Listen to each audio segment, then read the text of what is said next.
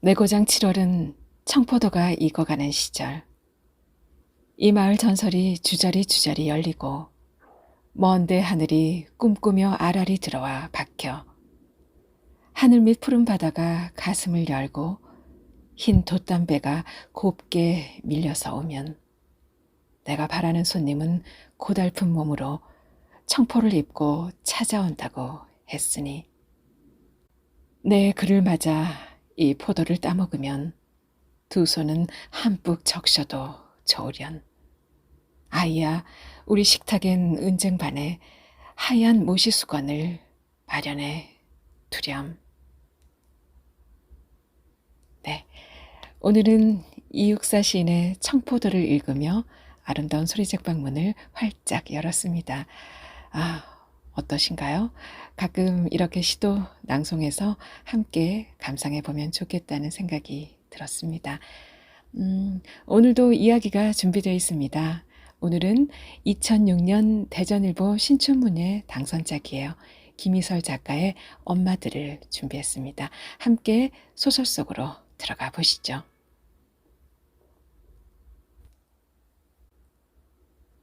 엄마들, 김희설. 간염, 풍진, 매독, 에이즈, 암 검사 모두 이상 없습니다. 간호사가 사무적인 미소를 지으며 진단서를 내밀었다. 여자는 자신이 예약해 놓은 병원으로 가라고 했다. 병원에서 학교까지는 1시간 거리였다. 재학 증명서와 성적 증명서를 떼야 했다. 꼭 이래야 되겠니? 휴학계를 내던 날이었다. 그는 옳지 않다고 했다. 그럼 장기라도 팔까? 나는 그의 침묵을 응시하다 이내 등을 보였다. 그는 더 이상 나를 따라오지 않았다. 연애 종결은 명료했다. 교정은 앙상한 나무들 뿐이었지만 분명 물기를 머금은 싹이 숨어 있을 것이다. 하지만 어디에도 연두빛은 보이지 않았다. 약속 시간을 맞추기 위해 조금 더 빠른 걸음을 재촉했다. 나는 2번째 휴학 중이었고 성적은 3학년 1학기까지 기록되어 있었다. 교문 주변의 무리에서 웃음소리가 터졌다.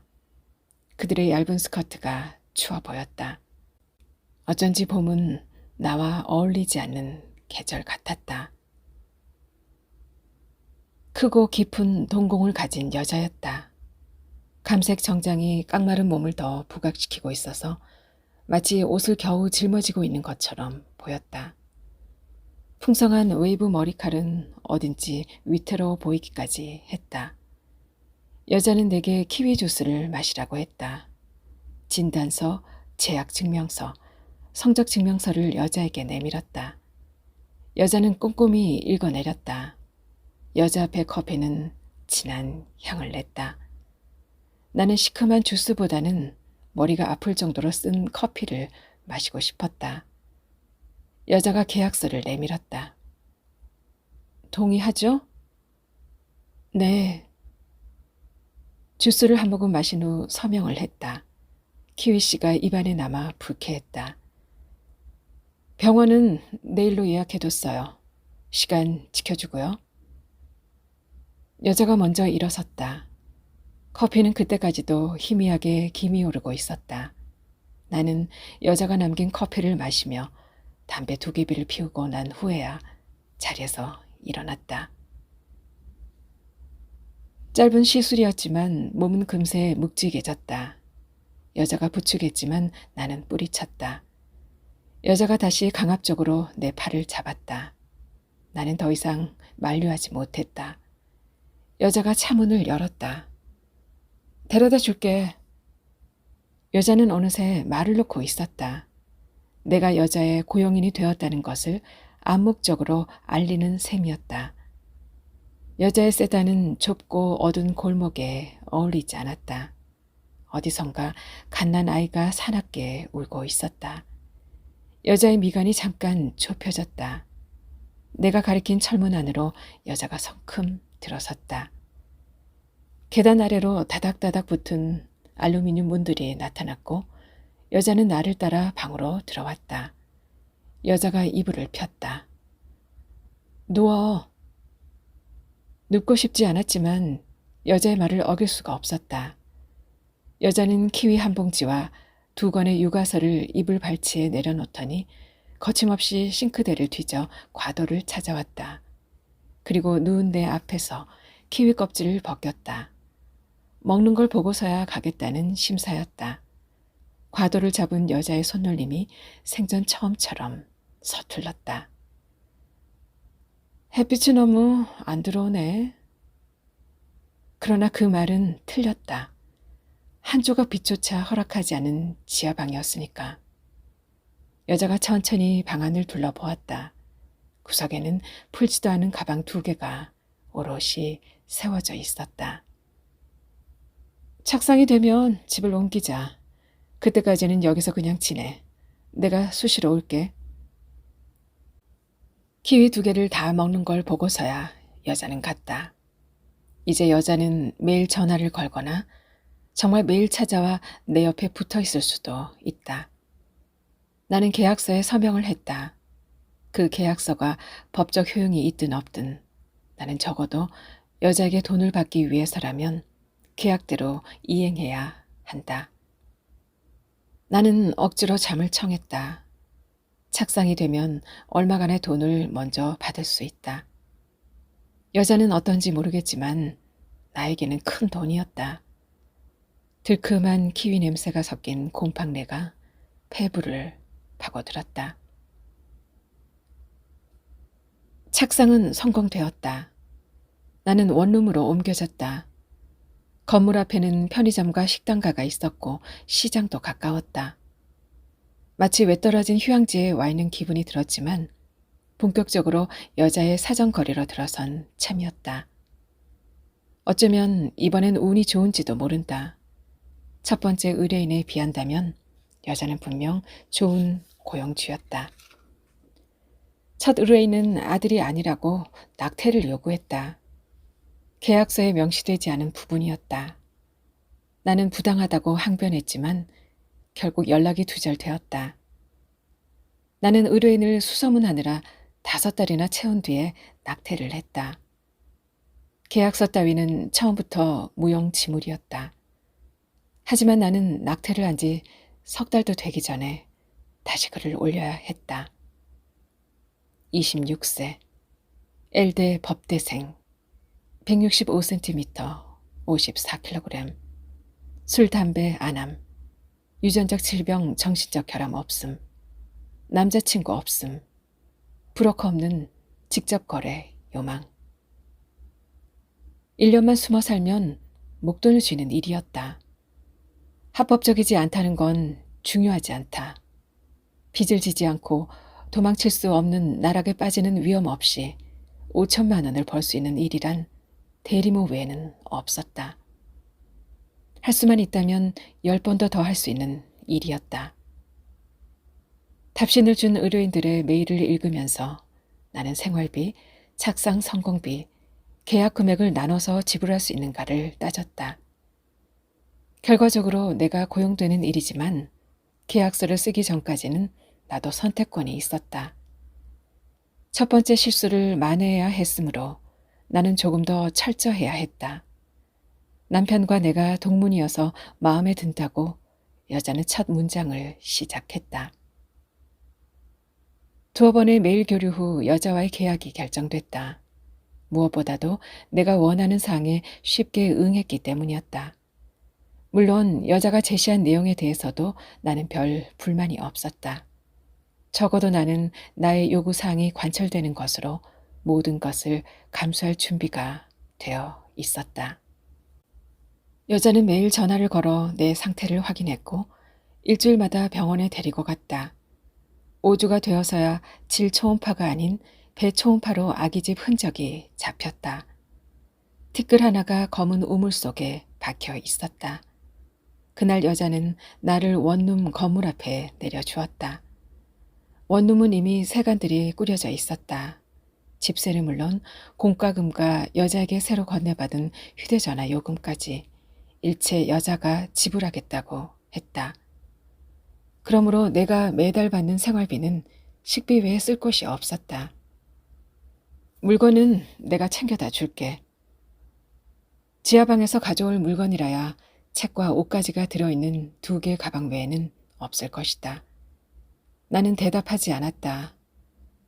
맘대로 하세요. 40수 동안 나는 당신의 몸이 아닙니까? 여자는 모차르트를 틀어놓고 갔다. 나는 창문에 비켜서서 여자를 훔쳐보았다.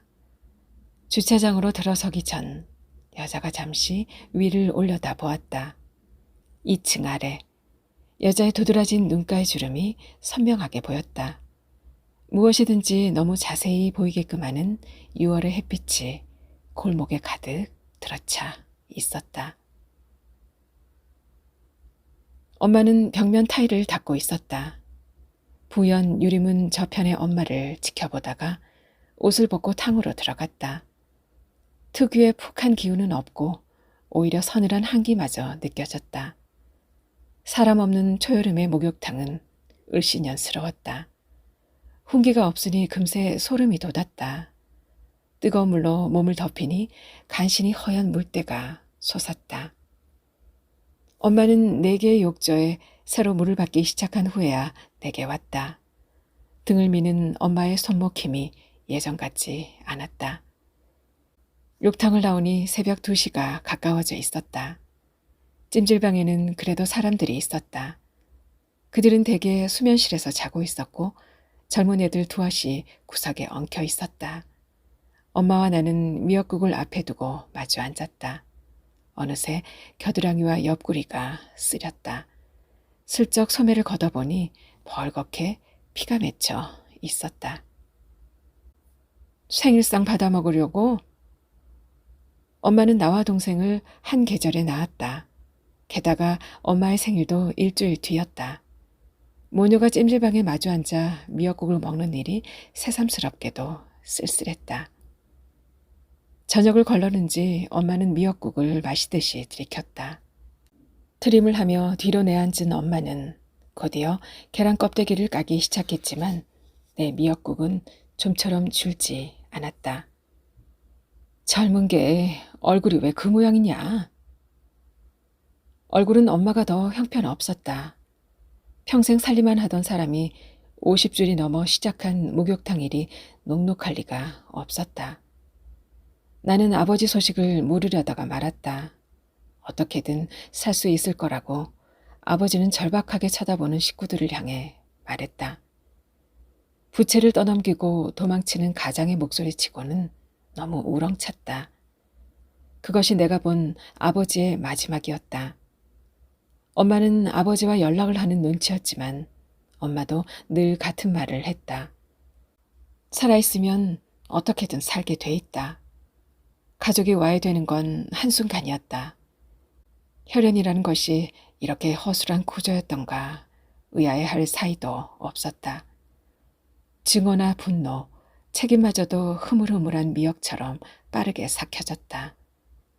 문제는 현실이었다. 엄마는 구운 계란 하나를 내 앞에 두고 남은 3개를 연거푸 입에 넣었다. 살아있으면 살게 되어 있다라니 그게 먹히는가? 엄마를 물끄러미 보고 있자니 차라리 그렇게 먹을 수 있는 것이 다행인지도 모른다는 생각이 들었다. 미역국을 넘기기가 힘들었다. 비린내가 나서 반도 더 남기고 수저를 놓았다. 새 연락처와 모아두었던 생활비, 착상 사례금 전부를 엄마 앞으로 내밀었다. 엄마는 이제 고맙다는 말도 미안하다는 말도 하지 않는다. 그건 엄마도 똑같이 고달픈 일상을 보내고 있기 때문이었다.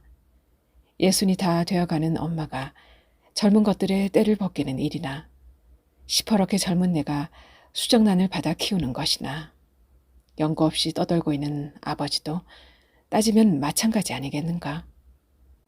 공평하다고 생각하자. 앞일은 누구도 예상할 수 없다. 행이든 불이든 그건 개인의 능력으로 선택할 수 있는 일이 아니다. 그럼 정말 공평한 것일까? 텔레비전을 보는 엄마의 손에는 꽉 쥐어진 지폐가 구겨지고 있었다. 낮게 코 고는 소리가 수면실에 울렸다. 엄마는 잠에 취해 있었다. 여자들은 자식을 낳은 달에 앓는다고 했다. 둘이나 낳았으니 엄마의 삭신은 제 것이 아닐 것이다. 얼굴을 한번 쓰다듬을까 하다 그냥 일어섰다. 괜한 미안함이라도 들까 두려웠다. 건물 밖은 온몸을 간지리듯 짙은 안개가 피어오르고 있었다. 택시를 기다리면서 담배를 하나 물었다. 욕지기가 밀려왔다. 26의 생일 새벽이었다. 이러면 곤란하죠. 여자의 존대는 화가 나 있다는 걸 의미했다. 오해가 생기지 않도록 어디를 왜 다녀왔는지 말해줬으면 좋겠는데요. 계약 사항이라는 것을 안다. 하지만 나는 말하고 싶지 않았다. 초로의 어미의 식욕에 대해서, 사라진 아버지의 마지막 인사에 대해서, 제대를 앞둔 남동생에 대해서, 그러나 그가 살 곳이 없다는 것에 대해서. 그걸 말해서 동정이라도 얻을 수 있다면 나는 기꺼이 말할 수도 있었다. 하지만 현실은 동정으로 해결되지 않는다는 걸 나는 경험으로 알고 있었다. 목욕탕에 다녀왔다고 말했다. 적어도 거짓말은 아니었다. 목욕탕? 세균 감염이라도 되면 어쩌려고. 도대체 책을 읽기나 하는 거예요? 나는 대꾸하지 않았다. 여자도 더 이상 나를 추궁하지 않았다. 외박이라니. 혼잣말을 하며 여자는 원룸을 나섰다. 여자가 두고 간 쇼핑백 속에는 두 벌의 실내복과 호두와 잣이 한 봉지씩 그리고 비타민제가 들어 있었다. 나는 여자가 건넨 육아서를 읽지 않은 것이 아니었다. 호두와 잣은 아이의 머리를 좋게 할 것이고 비타민제는 엽산 때문이었다. 여자가 놓고 간 슈베르트나 모차르트를 들으며 육아서를 읽는 일 외에는 내가 할 일이란 없었다. 혹은 창밖을 내다보거나 끼니 때마다 전단지를 보면서 메뉴를 정하는 일, 그것만으로도 하루는 시한부 인생의 시간처럼 지나갔다. 엄마를 보고 온 날, 여자는 밤새 나를 기다렸고 그 일을 빌미로 매일 원룸에 왔다. 내가 자초한 일이었다. 그러나 여자가 온다고 해서 나의 일상이 달라질 건 없었다. 실내복은 화사한 분홍색 꽃무늬가 프린트된 원피스였다. 여자가 매일 드나들기 시작한 무렵부터 입덧 증세가 나타났다. 어쩌면 담배를 피우지 못하면서 생긴 금단 현상과 겹쳐진 증상인지도 모를 일이었다. 굳이 담배를 끊으려고 한 것은 아니었지만 자연히 몸이 받아들이지 못했다. 그런데도 흡연 욕구는 계속 머릿속을 맴돌았다. 몸이 기억하는 습성이란 때론 무섭도록 지독했지만 그 기억을 이기는 것 또한 몸의 자궁의 본능이었다. 입덧은 점점 심해졌다. 게다 잦은 두통과 엉치 등뼈가 아픈 골반통까지 수반되었다. 자궁이 자리를 잡으면서 생기는 자연스러운 증상이라니 나나 여자나 속수무책이었다. 난자와 정자는 내 것이 아니지만 자궁은 온전히 내 것이었다. 그러므로 자궁에 자리 잡아가는 수정란의 존재 흔적은 고스란히 내 몫이어야 했다. 식당 음식을 못 넘기자 여자가 음식을 해 날랐다. 여자의 집에서 일하는 아줌마의 솜씨였겠지만 그건 먹을 수 있었다. 다만 먹을 때는 아무렇지 않던 속이 먹고 나면 울렁거리는 것은 여전했다. 차라리 시원하게 토할 수 있으면 나을 것 같았지만 그것도 마음대로 되는 일이 아니었다. 병원에 갈 때마다 여자는 매번 나를 부축했다. 그렇지 않아도 골반통 때문에 절뚝이며 걸어야 했다. 어느새 여자의 체취가 익숙해지고 있었다. 일주일 만에 체중이 2kg이나 줄었던 날, 의사는 역시 흔히 있는 현상이라며 입덧이 끝나는 3, 4개월을 넘어서면 체중이 늘게 된다고 했다. 표정이 금세 밝아진 여자가 내 어깨를 감쌌다. 나는 무감하게 여자를 바라보았다. 의사와 면담을 하거나 초음파 검사를 할 때조차도 내 옆에서 떨어지지 않는 여자였다. 남이 본다면 마치 애틋한 친정 언니쯤으로 여길 것이었다. 그날이었을 것이다. 여자가 엄마에 대해서 물었다. 어머님이 입덧이 심했나? 엄마는 내에 누워 있었다고 했다. 간신히 넘긴 밥은 먹자마자 개원했고 그러면 며칠씩 물조차 넘기지 못했다고. 세상의 모든 냄새가 다 역겨웠다고 했다. 그렇게 따지면 나의 입덧은 엄마에 비해 수월한 편이었다. 엄마는 살아계셔? 여자의 옆모습에 그림자가 어른거렸다. 우리 엄마는 나 하나만 낳았어. 그 시절에 아들 하나 낳지 못했으니 말 다 했지. 할머니는 씨바지를 들였고 결국 그 여자가 들어앉았어. 뻔한 얘기. 딸은 어미의 운명을 담는다더니 나도 별 수 없고. 운전을 하는데도 여자의 동공은 텅 비어 있었다. 그래도 우리 엄마는 제가 해서 팔자 폈어. 나도 그럴라나? 여자가 슬쩍 웃었다. 자조가 아닌 일말의 부질없는 희망을 간신히 품고 있는 웃음이었다. 아기집이 제대로 잘 들어섰다고. 양수도 태아 박동수도 정상이라는 말을 들을 때 보였던 여자의 해맑은 표정은 어디에도 없었다. 그런데 이상하게도 나는 안도감이 들었다. 내가 가진 어둑한 기운과 닮아있다고 함부로 착각하게 만드는 얼굴이었던 것이다. 우리 엄마는 입덧이 심하지 않았다고 해서. 다시 말해 수정란은 당신들 것이지만 그걸 키우는 건 내 몸이라는 확인이었다. 차라리 그 말을 하지 않았으면 좋았을 것이다. 어색하고 불편한 침묵이 내려앉았다. 도로는 정체였고 나는 멀미가 몰려왔다. 불쾌했다.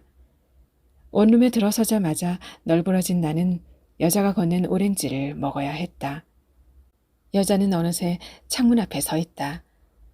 그것이 원룸에서의 여자의 일과였으므로 나는 여자의 뒷모습을 보다 잠이 들었고 깨어보면 원룸에는 나 혼자만 남아있곤 했다. 메스꺼운 속 때문에 부대끼거나 병든 닭처럼 잠에 취해있던 사이 여름이 성큼 다가왔다. 기상이변으로 7월이 되기도 전에 열대야가 시작되었다. 엄마로부터 전화가 걸려온 건 지중해의 오른쪽 하늘을 맞추고 있던 중이었다. 천 조각 퍼즐은 여자가 태교용으로 두고 간 것이었다. 바다와 섬들은 맞췄고 하늘만 남아 있었다. 워낙에 같은 색감이 연속인 풍경이어서 속도가 잘 붙지 않았지만 잠이 오지 않은 밤에는 제법 집중력을 높일 수 있었다. 엄마의 전화만 아니었다면 그날 새벽 나는 지중해 풍경을 완성했을지도 모른다. 창문 밖은 푸른 기운이 번지고 있었다.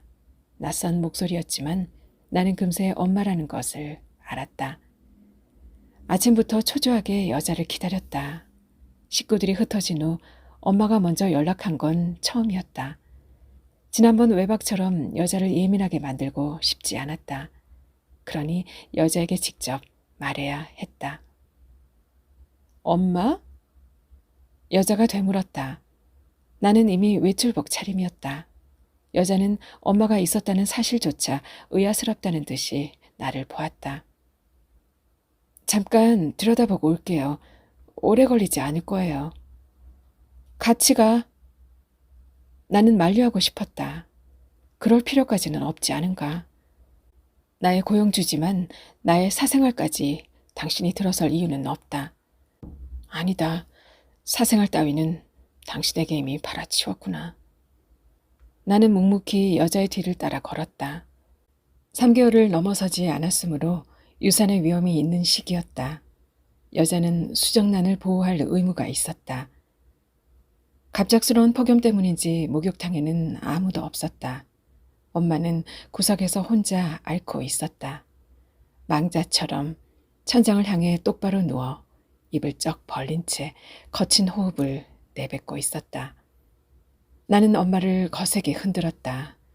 엄마가 좀처럼 눈을 뜨지 못했다. 여자가 어느새 내 뒤에 서 있었다. 나는 절박한 표정으로 여자를 바라봤다. 과로와 오랜 감기 때문에 폐렴으로 발전했다는 엄마는 다행히 나흘 만에 퇴원할 수 있었다. 퇴원 수속을 마치고 엄마와 구내식당에서 설렁탕을 한 그릇씩 먹었다. 모녀의 설렁탕이 좀처럼 줄어들지 않았지만 그래도 둘 다 끝까지 국물을 다 마시고 일어났다. 마치 그래야만 한다고 서로에게 맹세라도 한 듯 결연한 느낌마저 들었다.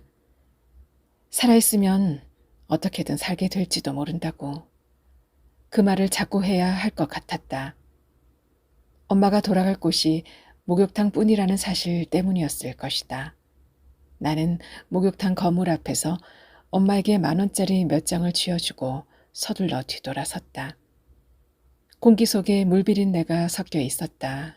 어쩐지 신혈이 내린 듯 온몸이 가붓했다. 원룸에 들어서자 눅진한 사골국 냄새가 났다. 여자가 고생했다며 식탁 앞에 나를 앉혔다. 설렁탕을 먹은 지 얼마 되지도 않았는데 뽀얀 국물에 떠있는 푸릇한 대파를 보자 참을 수 없는 식욕이 솟구쳤다. 여자가 신기한 듯 나를 보고 있었지만 고생했다는 말이 목에 걸렸지만 나는 개의치 않고 한 그릇을 다 비웠다. 포만감은 나른한 불안감과 비슷했다. 그래, 이렇게 먹을 수 있는 것이 다행일 것이다. 여자가 물었다. 속은? 속은 괜찮아? 입덧이 끝났다고 말했다. 여자가 그릇을 치우며 웅얼거렸다. 엄마가 대신 앓으셨네. 딸내미 덜 고생하라고 당신이 모마리를 하셨네. 그런 걸 알려주는 여자가 나는 하나도 고맙지 않았다. 지중해 풍경은 완성되어 있었다. 배가 부른데도 허기 졌다. 먹어도 먹어도 가시지 않을 듯한 무서운 식욕이 치솟았다. 나는 지중해 풍경을 헐었다. 색깔만 남은 의미 없는 파편들이 1000개로 흩어졌다. 지중해 풍경을 3번 완성하는 사이 내 턱선은 눈에 띄게 무뎌졌다. 가슴이 커지고 옆구리에 둔중하게 살이 올랐다. 무엇보다도 아랫배가 붉어지기 시작했다. 누가 봐도 임산부처럼 보였다. 임신이란 내 몸을 전혀 다른 존재물로 변화시키는 과정이었다. 몸속의 혈액량이 증가하고 유선이 발달하고 태반이 만들어진다. 내 몸은 점점 더 빠른 속도로 변해갈 것이었다. 퍼즐을 맞추기 시작했다. 4번째였다. 먼저 직선이 포함된 조각들을 골라내 사각의 틀을 만들어야 한다. 다음은 녹색과 흰색을 가려내 섬과 섬 주변을 맞춘다. 문제는 그 다음이다. 남은 부분은 온통 푸른빛의 하늘과 바다였기 때문이다. 미세한 차이를 구별해야 했다. 동일한 색감의 이웃을 찾아 각 조각들의 요철 부분을 하나하나 대봐야 한다. 조각 하나는 손가락 한마디 정도였지만 실제 크기의 100분의 1이나 1000분의 1도 안 될 것이었다. 망망대해와 너른 하늘이 고작 한 평도 못 되는 셈이다. 내 생에 절대 가볼 수 없는 비현실적인 풍경을 완성하는 과정은 아무 생각 없이 전념할 수 있는 가장 현실적인 소일이었다. 휑한 바닥을 드러낸 사각틀이 완성되고 있었다. 여자가 원룸으로 들어선 건 마지막 조각을 사각틀에 막 끼우려던 참이었다. 여자가 비틀거리며 신발을 벗었다. 제 몸을 못 가눌 정도로 취해 있었다. 곧이어 거칠게 문을 내리치는 소리가 들렸다. 부축하는 나를 여자가 완강하게 뿌리쳤다. 그 바람에 퍼즐의 사각틀이 내 뒷걸음에 부서졌다. 문을 두들기는 소리는 멈추지 않았고 애원과 욕설이 섞인 남자의 고함이 문 밖에서 울렸다. 여자가 침대로 쓰러졌다. 여자의 전화벨 소리와 쿵쿵거리는 주먹질 소리가 반복해서 계속되었다. 여자는 미동조차 없다. 폭우처럼 시끄럽던 복도가 갑자기 고요해졌다. 자동차 시동 소리가 들렸다. 창밖으로 골목을 빠져나가는 은색 승용차가 보였다. 어느새 여자가 침대 모서리에 불안하게 앉아 있었다. 남자친구 없니? 마치 아무 일도 없었다는 듯이 여자가 물었다. 과거에 대한 질문은 자신의 고백을 위한 전제이다. 여자는 제 얘기를 하고 싶은 것일까? 적어도 소란에 대한 변명을 하고 싶은지도 모를 일이었다. 독주의 향이 여자의 호흡에 섞여 있었다. 헤어졌어요. 사랑했니? 여자가 낄낄거렸다. 사랑이 뭐 대수니? 그치? 여자가 허리를 젖히며 자지러지게 웃어댔다. 나는 그를 떠올렸지만 얼굴조차 기억나지 않았다. 6년을 만났던 남자의 얼굴이 헤어진 지 반년 만에 새하얗게 지워져 있었다. 다행히 사랑하지 않은 모양이었다. 괜찮아. 또 시작하면 돼. 그럼 괜찮아. 괜찮아. 자정이 넘어 있었다. 잠든 여자의 바짝 말라 휠 것 같은 팔다리가 힘없이 늘어져 있었다. 가는 손가락에 진주 반지가 유난히 커 보였다. 더 이상 여자의 전화는 울리지 않았다. 무엇이든 다시 시작할 수 있을까? 아무래도 그건 나의 이야기는 되지 않을 것이었다. 나는 흐트러진 퍼즐 조각을 찾아 사각틀을 맞춰 나갔다. 조각 하나가 없었다. 침대 밑까지 들춰봐도 어디에도 보이지 않았다. 완전한 사각형이 되지 못한 틀은 불구가 될 미완성의 명백한 증거였다. 하지만 어쩐지 그 한 조각의 틈새가 마치 숨통처럼 보였다. 정오 즈음에야 눈을 뜬 여자는 일어나자마자 욕실로 뛰어 들어갔다.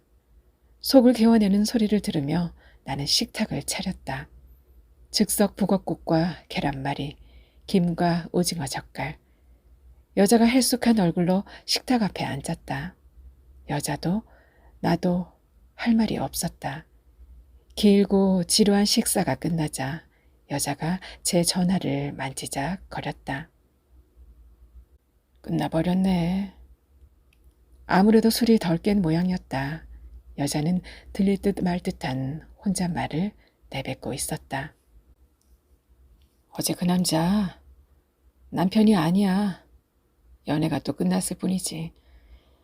그런 건 중요하지 않아. 나는 언제나 혼자였으니까. 게다가 가진 것도 없거든. 그래서 결혼이 끝나면 안 돼. 결혼은 생계수단이니까. 그러니 애가 없다는 이유로 이혼을 당할 수는 없어. 그것이 당신 부부의 유전자가 필요했던 것인가? 생계를 위해서라고? 생계? 그 단어가 그렇게 함부로 쓰여도 되는 것인가? 그렇다면 당신과 내가 같은 목적으로 이렇게 마주하고 있단 말인가? 여자가 나를 향해 비죽 웃었다. 진작부터 어긋난 부부관계를 회복할 필요는 없지만 적어도 나는 남의 자식을 키울 아량도 없거든. 그러니 그런 얼굴로 나를 쳐다보지 마. 계약을 파기하지는 않아. 상대의 반응을 고려하지 않는 독백은 처연하다. 발산할 수 없는 나의 감정도 황폐하기는 마찬가지였다. 무심해져야 했다. 언짢은 기분마저 무의미해야 된다. 나는 입술을 앙다물었다. 현재에 대한 승복은 침묵으로 표출되기 때문이었다. 여자는 또 잠이 들었고 저녁 나절에야 일어났다. 그제야 술이 깬 듯한 맑은 표정이었다. 모든 기억을 잃어버린 사람처럼, 마치 호되게 앓곤한 사람처럼 투명하고 고요한 얼굴이었다. 오랜 침묵, 여자가 작은 목소리로 말했다. 배를 만져봐도 될까? 여자는 내 시선을 피한 채 고개를 숙이고 있었다. 여자의 목덜미는 땀에 젖은 머리카락이 엉켜 있었다. 나는 가만히 다가가 여자 앞에 섰다. 여자가 내 아랫배에 손을 댔다. 안녕, 엄마야. 엄마. 그 단어가 그렇게 낯설 수가 없었다. 이상하지? 실감이 안 나. 입덧을 하고 골반통으로 절룩였어도 내 스스로 임신을 인식해 본 적이 없었다. 그저 불편한 기운과 개운하지 못한 느낌, 무겁게 짓누르는 낯선 이물스러움. 그것이 여자가 말하는 실감이라는 것일까? 그렇다면 타자에게 자신의 아이를 키우게 하는 일에 대해서도 나는 실감하지 못할 것이었다. 여자의 손이 미세하게 떨렸다. 나는 침대 위로 올라가 똑바로 누웠다. 초음파 검사를 받듯 상의를 들어 올리고 채모가 보이기 직전까지 치마와 속옷을 내렸다. 여자도 내 옆으로 비스듬히 누웠다. 여자의 손이 살에 닿았다. 천천히 배와 허리를 매만졌다. 여자의 손이 따뜻했다. 불쾌하지 않았음 해. 마주친 여자의 눈빛을 피할 수 없었다. 여자의 동공 속에 나를 응시하는 내가 있었다. 이 아이를 조금만 사랑해줘. 엄마라는 생각으로. 나는 아이가 나를 닮지 않았으면 좋겠어. 나는 여자에 대한 연민을 원치 않았다. 돈 때문에 명백한 필요에 의해 몸을 빌려준다는 거리감을 이완시키고 싶지도 않았다. 내 배를 보이고 만지게 하는 것도 계약의 일부일 뿐이고 싶었다. 나는 엄마처럼 버림받고 싶지 않아. 옷을 추스리다 말고 나는 여자를 향해 몸을 돌렸다. 여자는 거울 앞에서 화장을 하고 있었다. 붉은 입술이 굳게 다물어졌다. 그 뒤로 여자와 나는 잦은 외출을 했다. 백화점을 다니면서 인부복과 단화를 사들였고 대형 서점에서 그림책이나 태담 도서, 클래식 음반들을 샀다. 곳곳에 미술관에 갔고 종종 음악회도 다녔다. 때때로 소문난 곳을 찾아다니면서 식도락을 즐겼다. 요가센터에 등록했고 여자가 다니던 피부 관리실도 함께 가곤 했다. 설원 풍경이나 명화 퍼즐이 그 사이 3개나 더 늘었고 십자수나 퀼트 재료를 사기도 했다. 외출해서 돌아올 때면 언제나 양손에는 쇼핑백이 들려 있었다. 내가 원룸에 들여놓는 물건들은 모두 여자의 차에도 동일하게 실렸다. 마치 쌍둥이 자매처럼 무엇이든지 2벌씩 샀기 때문이었다. 외출을 하지 않은 날이면 여자와 나는 클래식을 들으며 동일한 패턴의 십자수를 하거나 고개를 맞대고 퍼즐을 맞췄다. 식사도 낮잠도 순산 체조도 심지어 유방 마사지도 여자와 같이 했다. 가슴 아래부터 배, 허벅지, 등과 둔부까지 골고루 원형을 그리며 튼살 크림을 발라주는 것은 매일 저녁 여자가 원룸을 나서기 전에 하는 일이었다. 나는 언제나 여자와 함께였다. 장마와 한더위가 지나자 처서도 금방이었다. 시간이 저절로 흐르는 사이 배는 더 불러왔고 내 몸이 커져가는 대로 여자의 배도 동일하게 부풀었다. 여자는 내 배 크기에 맞춰 제 몸에 수건을 넣은 복대를 둘렀다. 수건이 하나에서 2개, 3개쯤 늘어났을 무렵 9월이 시작되었다. 엄마에게서 연락이 온 건 첫 번째 목요일이었다. 동생이 목욕탕에 와 있다는 것이었다. 제대였다. 너 어디서 지내니? 그 질문이 어쩐지 부적절하게 느껴졌다. 나는 대답 대신 동생이 지낼 곳은 있느냐고 물었다. 일단 친구 집에 있겠다더라. 내가 연락할게. 엄마의 말이 계속 이어졌지만 나는 전화를 끊었다.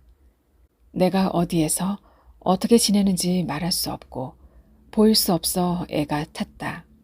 동생도 엄마도 보고 싶었다. 여자는 다른 날보다 늦어지고 있었다. 나는 계약 금액 분할 지급을 떠올렸다.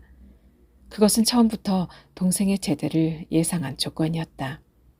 계약서는 30주 이후에 가능토록 명시되어 있다. 나는 25주에 막 들어선 참이었지만 사정을 밝히면 여자도 동의해 줄 것이라고 믿었다.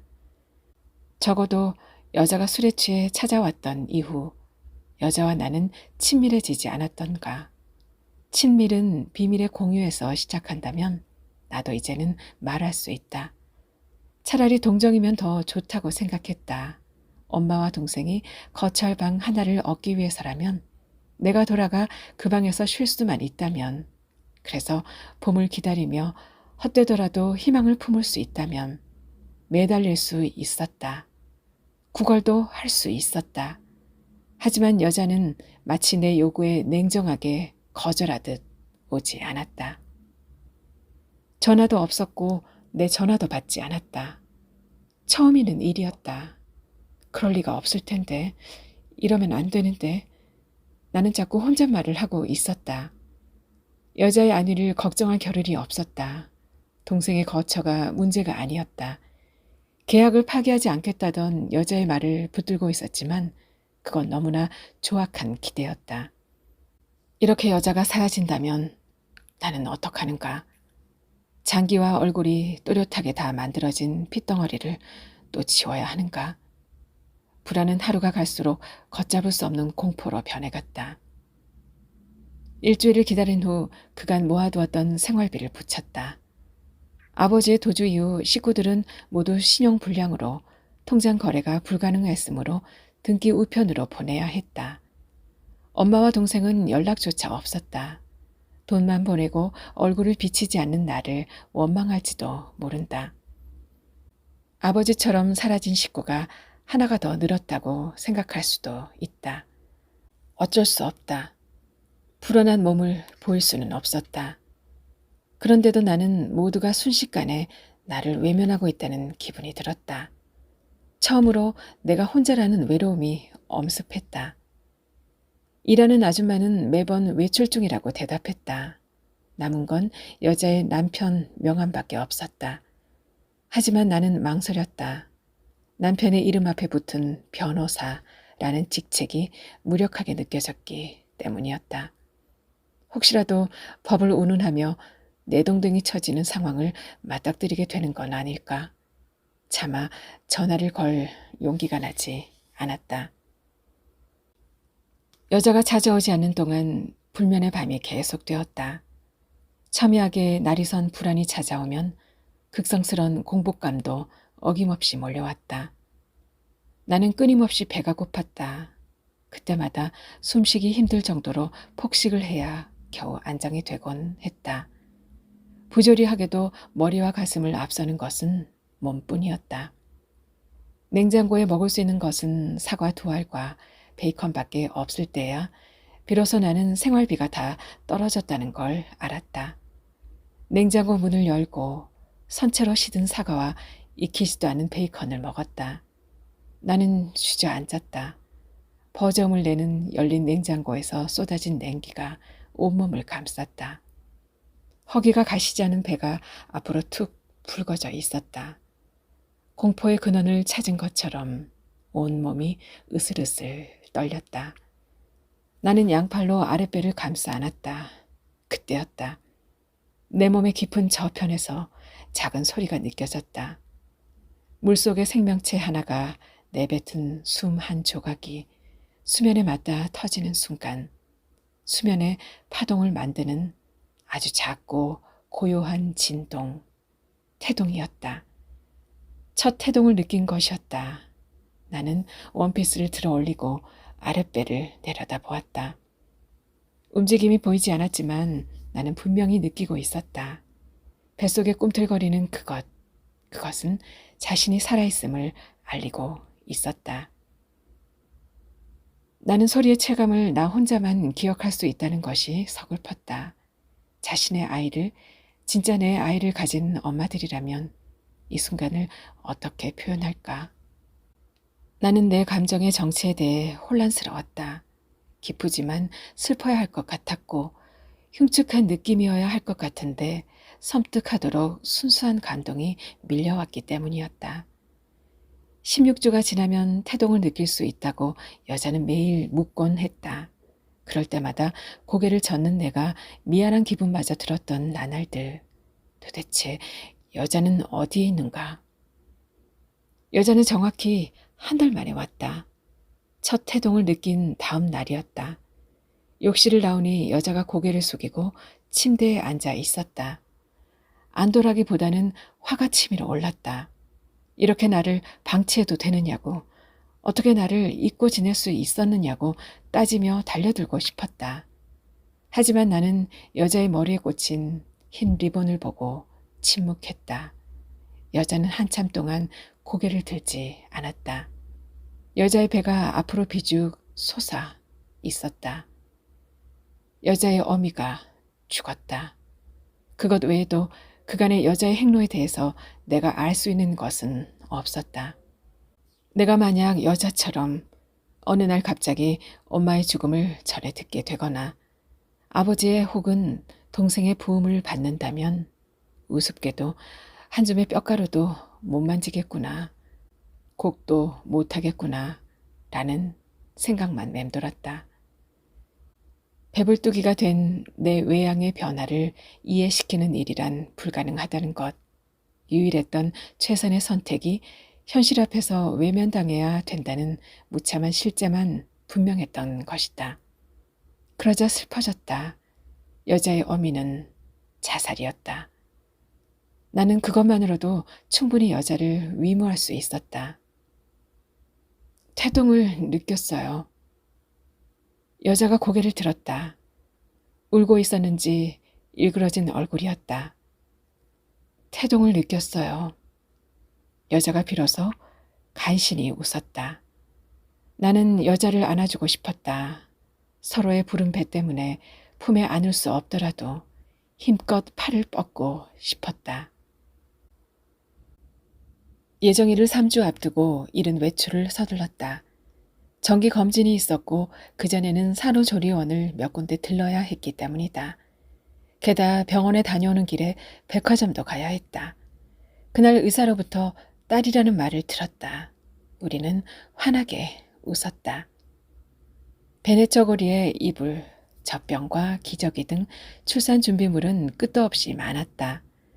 여자는 주로 분홍색과 노란색을 골랐다. 덩치가 큰 것들을 배송을 시켰는데도 불구하고 우리의 양손에는 들기 어려울 정도로 쇼핑백이 가득했다.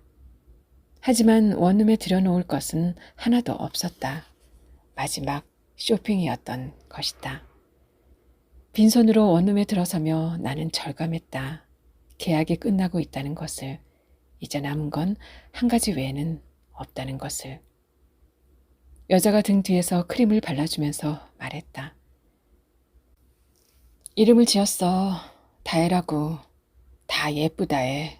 다혜. 여자를 닮으면 아이는 크고 깊은 눈동자를 가질 것이었다.